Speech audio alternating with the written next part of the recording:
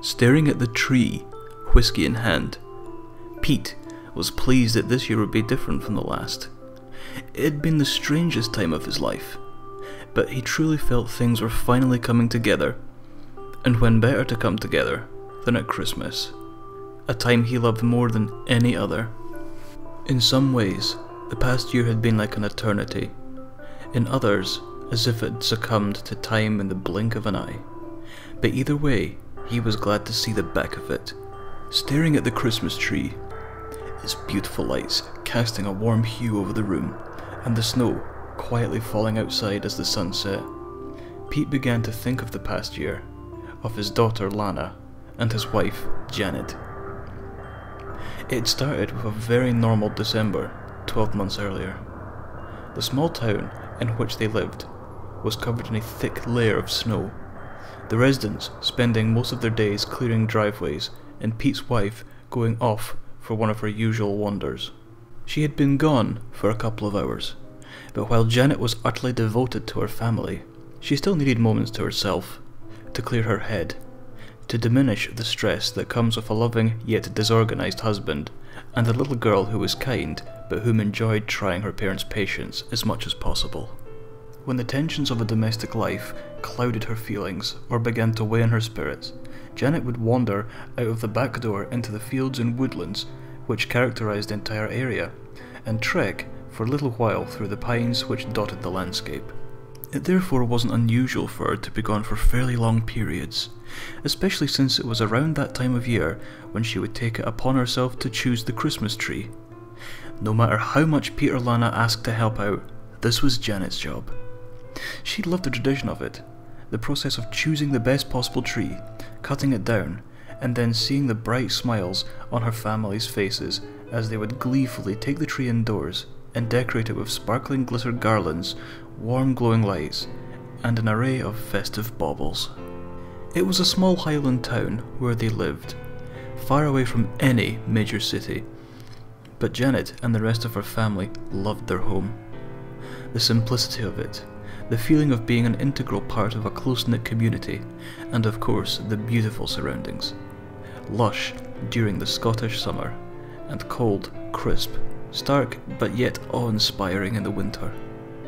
Most importantly, she loved the pine woods nearby, especially a collection of trees which sat at the top of a small hill within walking distance from the house. Perfect for picking a Christmas tree. She would return there each year, and while their numbers thinned due to few other neighbours going there for the exact same purpose, there were enough trees to last a good many years. When she had been gone for over 3 hours, Pete began to grow nervous, as this was longer than usual, and since it was getting dark, he took it upon himself to venture outside, telling Lana to lock the doors after him and that he would not be long. Lana laughed when he told her that she expected that Mummy was struggling through the snow with a huge tree, bigger than any other they'd had. Pete loved to see the excitement in his daughter's face at this time of year, and told her to watch from her bedroom window to see what they would bring back. With this, she excitedly ran upstairs straight to her window before he had to call her back down to lock the door. Gazing at the beautiful tree, he could remember that night like it was yesterday. The snow was crisp on the ground and crunched under his feet as it began to freeze. Small flakes fell from the sky occasionally, but Janet's footprints remained uncovered. Even without them, Pete knew where she was heading. The hill where Janet returned each year was only a 40-minute hike away. She would pick a pine tree from there. In fact, sometimes she picked 2. One around 6 foot, the other a young tree about half the size, if they could find one suitable. It was difficult at times to find smaller trees, as they seemed to be rare in that area. Everyone in the town seemed to like the idea of having a small tree in their children's bedrooms, so people would climb up there with an axe and take what they wanted. So there weren't as many at hand. Lana at one time had thought it was sad to cut down and kill the trees just for people to look at, but Pete explained to her about tradition and that he was sure that more would grow back with time. She forgot this protest and looked forward to the years when she could have one. If a smaller tree couldn't be found, they had a lovely synthetic one which would sit at her window. Secretly she loved this tree just as much, but just as her father had said, tradition is tradition. The larger tree would be placed in the living room and adorned with an assortment of baubles, glittering decorations and lights. The other, in Lana's room, would be sprayed with a can of fake snow and covered in hanging candy sticks and chocolates. Although she was always told she could only have one a day before bed as a treat, of course occasionally she would break this rule and just hope no one would notice. Janet could always tell, but she would let it go. Christmas time was the best of times after all, and it was so brief. As Pete approached the hill, he knew something was wrong. He felt it in his bones. As he climbed, the snow began to fall in greater volume and the sky dimmed with it. Standing at the humble summit, a stillness spread. Silence interrupted momentarily by the almost audible patter of snowflakes floating gently to the ground. He followed the footprints, now with purpose, knowing that if the snowfall increased, it would be nearly impossible to find Janet. Twilight fell, covering everything in a dark blue wisp of colour.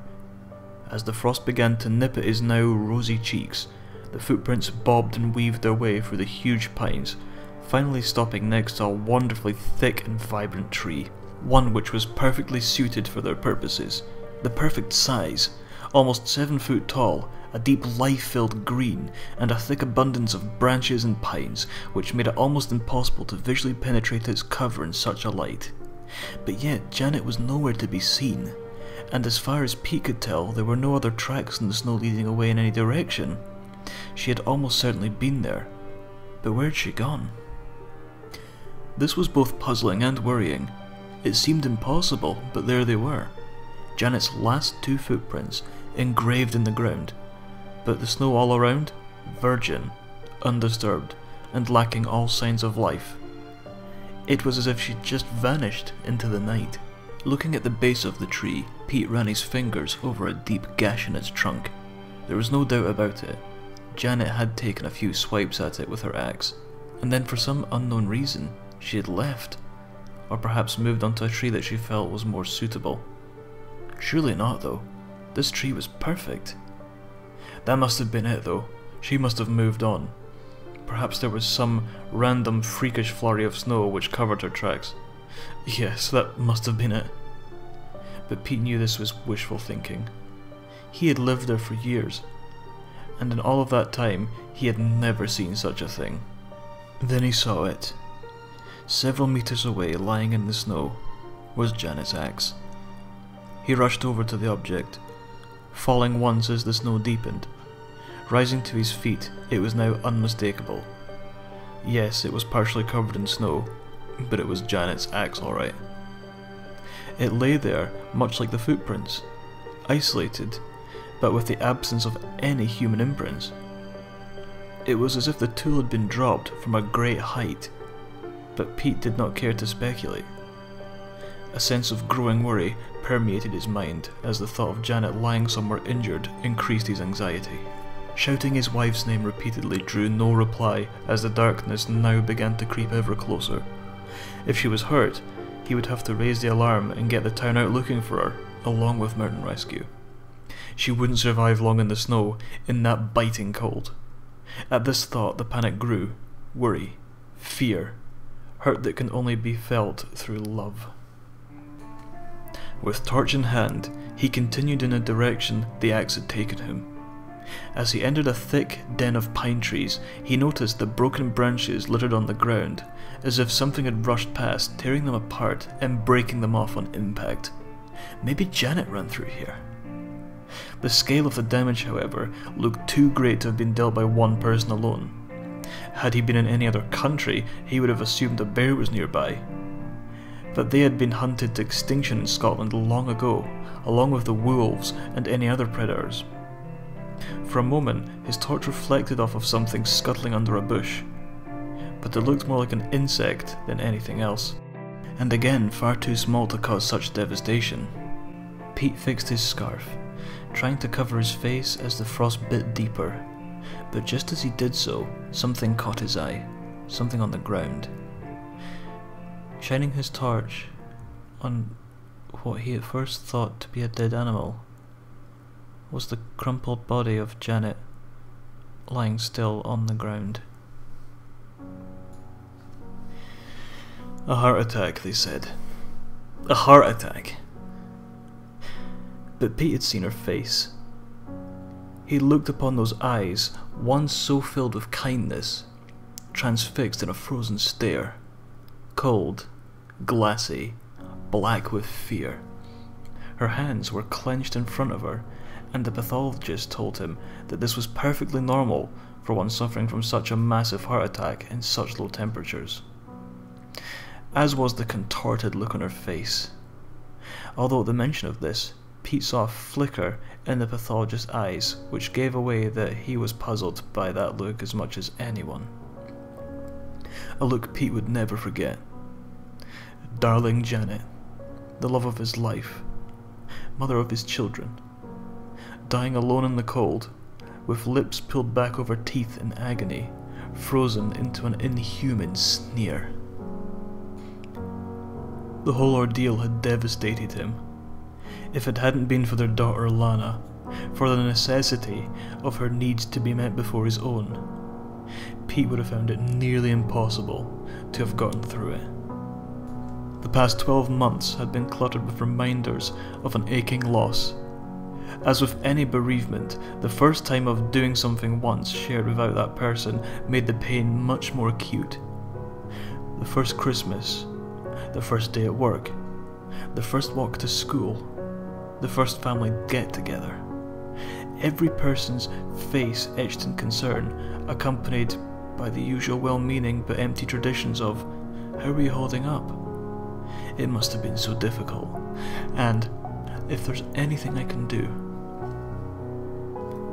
Helping his daughter through the loss of her mother was all he had to make sure he could face another day. But that stopped now. They had been through the horror, through the denial, through the silent meals, through the lonely cries of despair at night, through the birthdays, empty and somber. They had been through it all. All these firsts were over. It had been over 12 months since Janet's death, and Pete felt almost exhilarated by this. He still missed her every day. The pain would never truly leave him, but the feeling of accomplishment, of strength, something which he thought had deserted him, that he had endured, filled him for the first time with thoughts of the future, thoughts that life does indeed go on, even when our dearest have gone before us. And what of his beautiful daughter, dear, kind Lana? He may have felt compelled to bring her through the past year, but her empathy and strength had left him in awe, characteristics which someone so young had no right to possess, but which were thankfully present nonetheless. When she had cried, he had been there, and on more than one occasion, when he lay sobbing, staring at that empty void of space in his double bed at night, Lana would waken and climb in beside him, and they would both cry together until they fell asleep.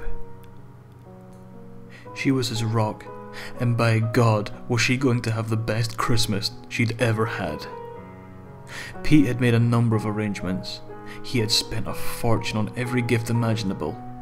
He had filled the house with every food and treat that she enjoyed, as both Janet's parents and his own were flying in for Christmas dinner to be with their brave, sweet little granddaughter. He had also arranged for Lana's friends to have a sleepover on Boxing Day, which she had pleaded for, but Pete always knew that he would give in eventually. She never asked for much, but this year, this Christmas, she would have more than she could ever imagine. The house was perfect, but there was one thing left to do. One thing Pete had dreamt of since that night he found Janet's body. She had chosen that tree.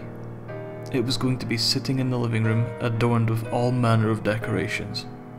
That was its purpose, its very reason for being. Janet never finished cutting the damned thing down. It was in many ways her dying act, and Pete was going to make sure that it was fulfilled. On the anniversary of her death, he wandered through the snow, winding his way through the pines until he stood at the foot of that ominous little hill. The sun shone brightly, and it wasn't as cold as it had been the night Janet died. But each footstep was accompanied by a sickness in the pit of Pete's stomach, each stride a morbid reminder of the previous year, and that terrible heartbreak in the snow. Marching to its peak, he first walked to and observed the scene of Janet's untimely death. Standing there where her body had laid, Pete wiped the tears from his eyes and placed a small Santa figurine on the ground, burying it in the snow. It had always been hung from the branches of each yearly tree, and it was her favourite decoration. It seemed only right that it be with her. Another few minutes of trudging, there it was. It was still standing. That damned tree. As if ravenous for revenge, Pete pulled Janet's axe from his backpack and charged at the pine. He battered and chopped at the cut which Janet had made the previous year, making it deeper with every slice, with every pound of pressure he could muster. The tree groaned and creaked, as if in pain, but Pete did not care. This tree was the final reminder of Janet's death. Whatever had happened that night, it had happened because of that tree. As crazy as it seemed, it all made sense for a moment, and then clarity was clouded by mundane reality. She had simply died of natural causes.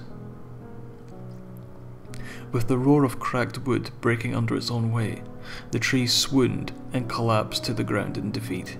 Tying a rope around its trunk, and then using a string to fold its branches inward, Pete dragged the memory, that cold-hearted pillar of nature's brutality, through the snow, over grass and gravel, and finally to his back door. He was victorious.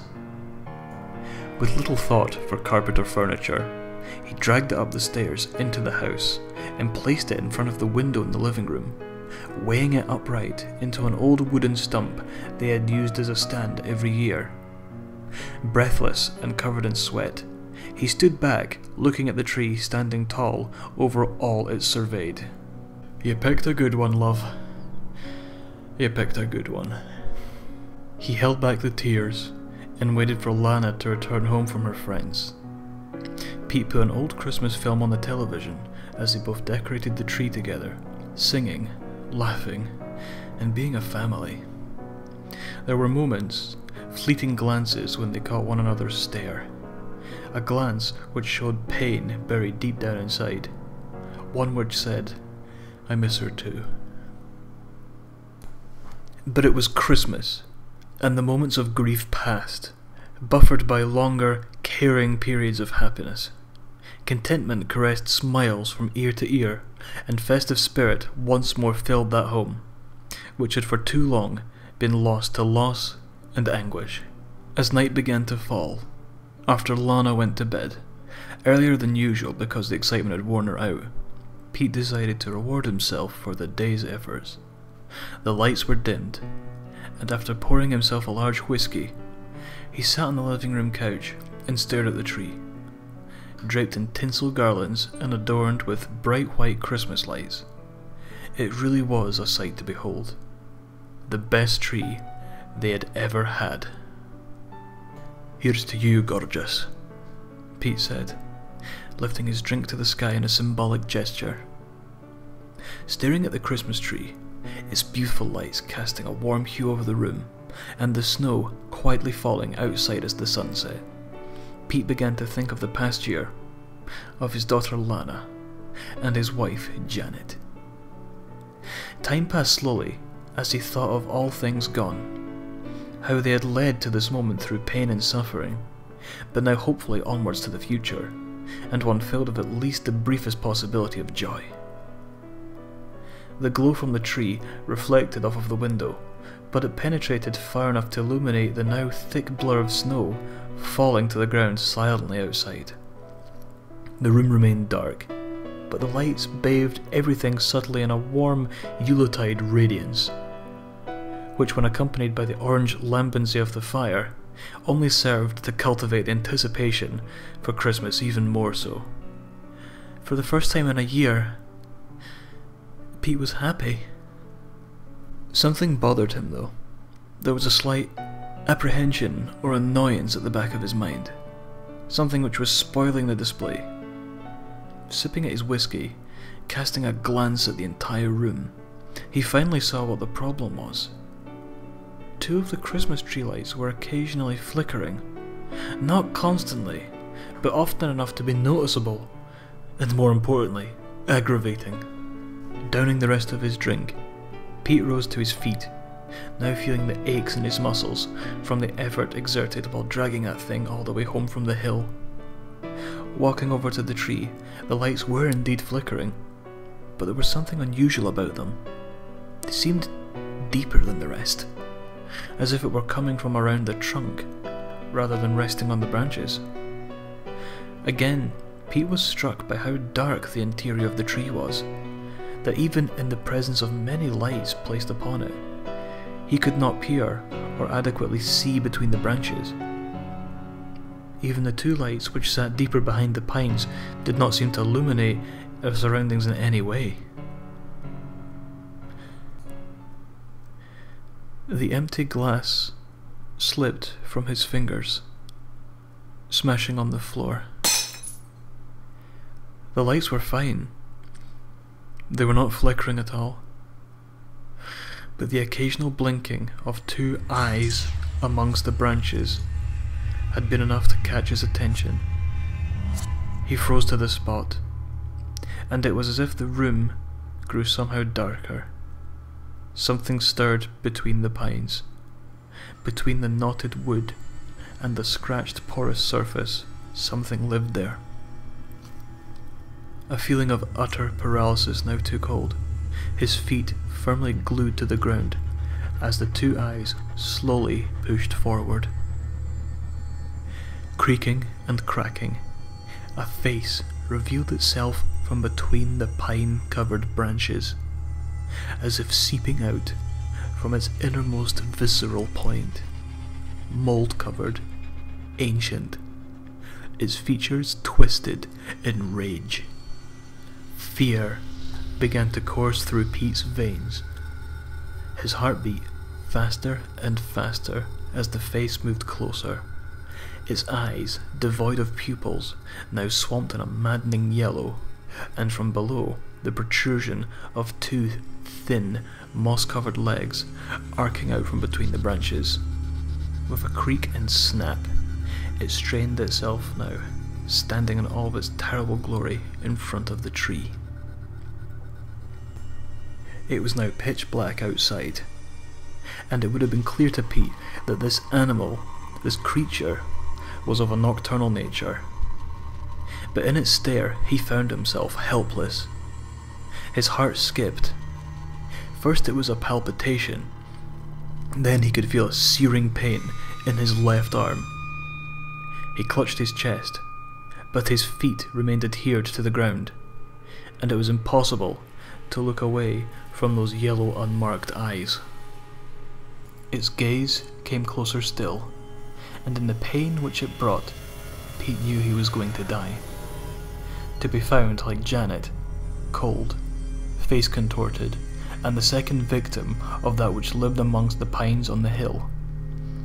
The pain was now unbearable, but the paralysis removed the possibility of a scream.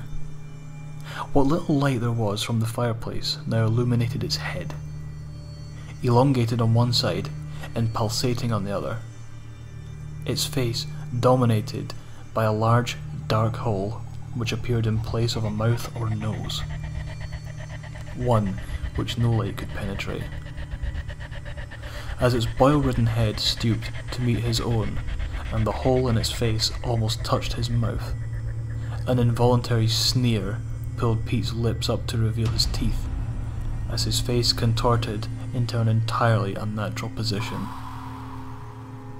Then that one word, a word so powerful, so pure that even the most evil of intentions could be dispelled by it. Daddy! With the snap of wood, the gargoyle-like creature turned its wide yellow gaze to Lana.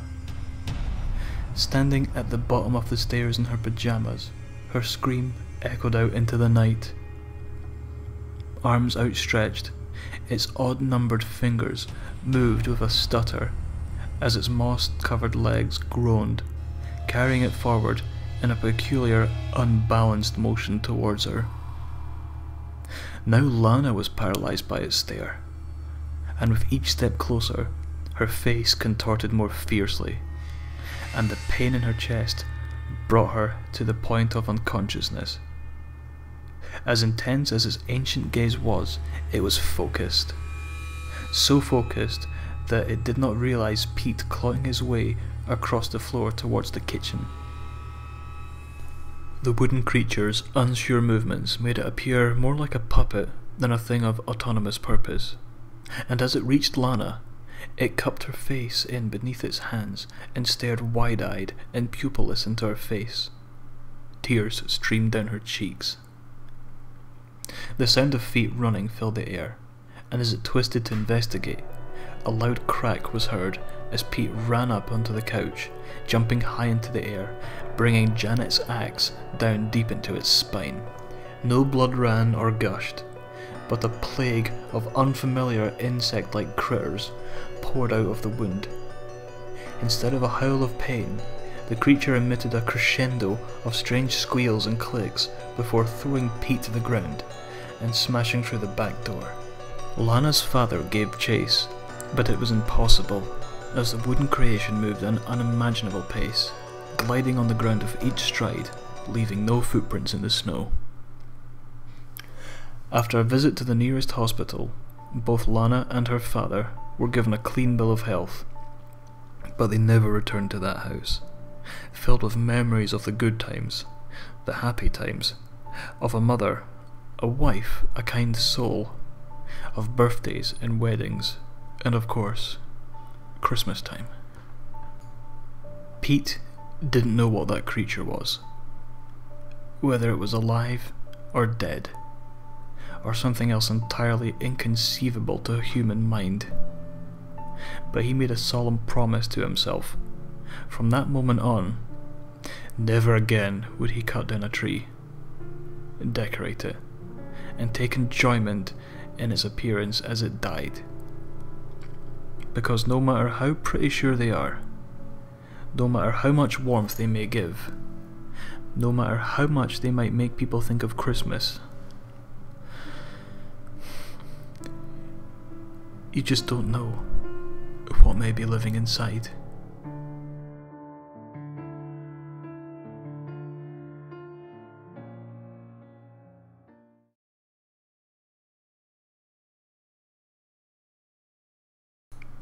The snow was crisp on the ground and crunched under his feet as it began to freeze. And that's a drill. Okay. Hello, it's Trollhands here. I just wanted to wish everybody a very Merry Christmas and a Happy New Year, and I also hope you enjoyed listening to the story as much as I did recording it. Let the lesson sink in though. Don't buy or chop down a real Christmas tree. Not for the fact that something indescribably evil might be hanging around inside it to paralyse you and your family, but for the fact that stepping on pine needles that have fallen on the floor hurt like fucking buggery. See you in 2015, guys.